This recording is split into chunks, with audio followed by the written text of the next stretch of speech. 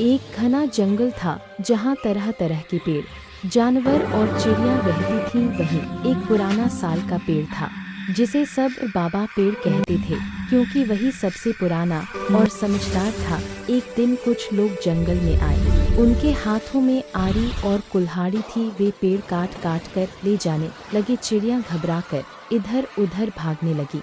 हिरन दूर पहाड़ियों की ओर भाग गए और बंदर पेड़ों की ऊंची डालियों पर चढ़ गए। धीरे धीरे पूरा जंगल उजड़ता गया। हरे भरे पेड़ों की जगह सूखी जमीन और धूल रह गई। आखिर में सिर्फ एक ही पेड़ बचा, वही बाबा पेड़। उसके पास एक छोटी सी गिलहरी, एक तोता और एक नन्हा हिरन रोज आकर बैठे रहते, क्योंकि वही जगह थोड़ी ठंडी और सुरक्षित लगती थी। एक शाम तेज आंधी और आंधी के साथ भारी बारिश आई। मिट्टी बिखरने लगी, छोटे पौधे बह गए और पहाड़ी से मिट्टी की स्लाइड नीचे की तरफ आने लगी। गांव की तरफ जाने वाला कच्चा रास्ता टूटने लगा। लोग डर गए कि अगर मिट्टी ऐसे ही बहती रही तो उनका गांव भी खतरे में पड़ जाएगा। तभी सबकी नज़र उस आखिरी पेड़ पर पड़ी। बाबा पेड़ की जड़ें मिट्टी को पकड़कर खड़ी थीं। जड़ें जितनी मजबूती से मिट्टी को थामी थीं, उतनी ही कम मिट्टी बह रही थी। जहाँ जहाँ पेड़ कट चुके थे,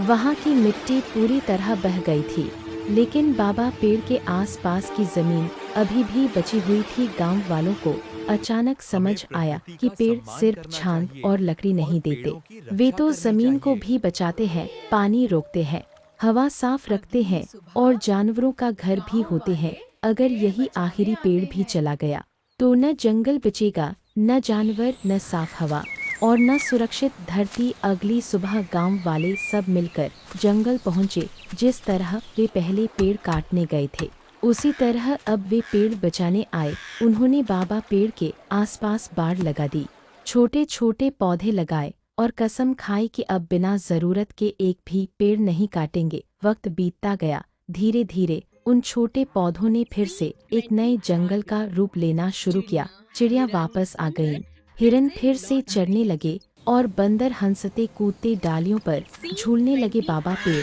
अब भी खड़ा था, लेकिन अब वह अकेला नहीं था। अब जब भी कोई लकड़ी काटने की बात करता, गांव के बच्चे उसे वही बात याद दिलाते। अगर उस दिन आखिरी पेड़ भी गिर जाता तो शायद आज हमारा गांव और यह जंगल दोनों नहीं बचते।